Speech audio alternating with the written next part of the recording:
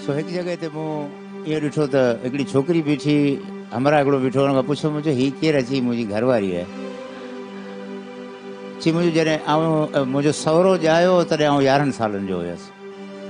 सहुरो ॼाओ तॾहिं आउं 11 सालनि जो, जेका छठी जो भतु विराईंदा आहिनि, उहो छठी जो भतु चए थो मूं मुंहिंजे सहुरे जो खाधो। उहो जवान थियो आहे, उन शादी कई आहे, वरी उहा छोकिरी जवान थी, उन सां असांजे मुआशरे में ईअं हले थो। बादल साईं अहिड़ी ॻाल्हि कई अथव, इहो माना ज़ुल्म जेको आहे न, उन जे ख़िलाफ़ ही मुंहिंजो एडवांस में मैसेज ॾेई वियो घुरी वरितो। मुंहिंजो हीअ अॼु ॾींहुं उहो आहे जो उन मौज़ू जी का बि शइ न हली आहे, इन जे करे मूं डायरेक्टर साहब खे इहो वॾो कलाम आहे। अॼु के ॾींहुं जो हिकिड़ो मेन आइटम आहे साज़ बिना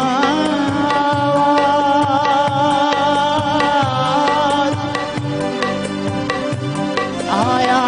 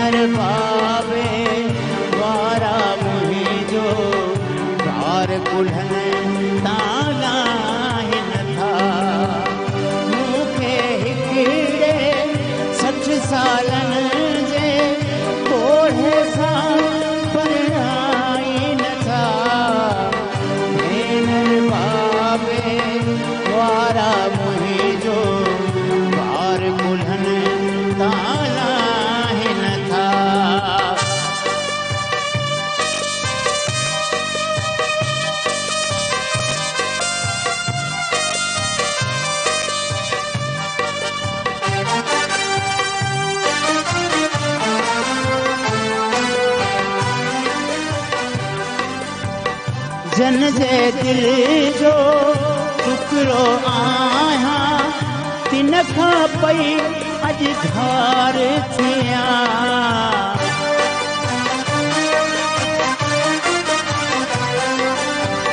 जन जे दिल जो टुकड़ो आहियां, तिन खां पई अॼु धार थियां।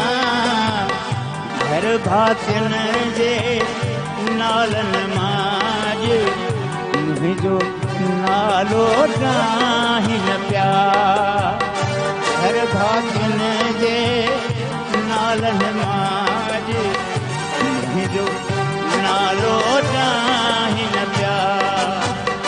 मूंखे हिकिड़े 60 सालनि जे कोढ़े सां परणाई न पिया। बाबे वारा मुंहिंजो बार कुल्हनि ताला हिन पिया।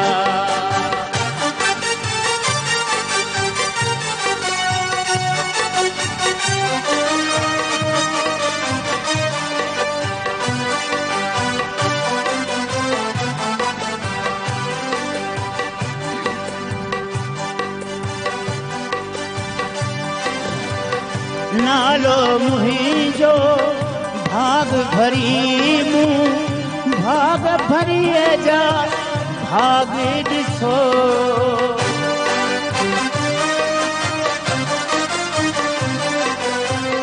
नालो मुंहिंजो भाग भरी मूं भाग भरीअ जा भाग ॾिसो।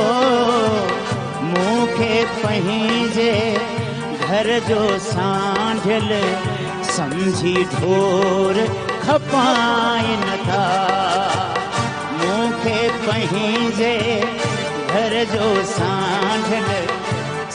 सीधो खपाए नथा मूंखे हिकिड़े 60 सालनि जे कोड़े सां परणाई नथा भेनर बाबे वारा मुंहिंजो बार कुल्हनि ताला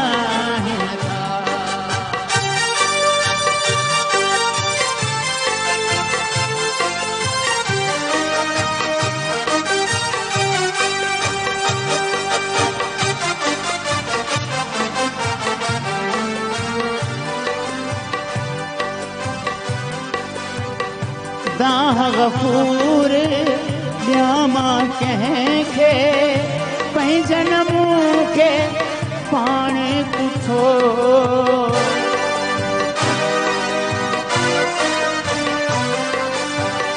दाह गफूर ॾियामा कंहिंखे पंहिंजन मूंखे पाण कुठो ही त अञा भो तार वॾे जो गीत अञा भो तार वॾे जो पहिरियों कर्ज़ चुकाइन पिया गीत अञा भो तार वॾे जो पहिरियों कर्ज़ चुकाइन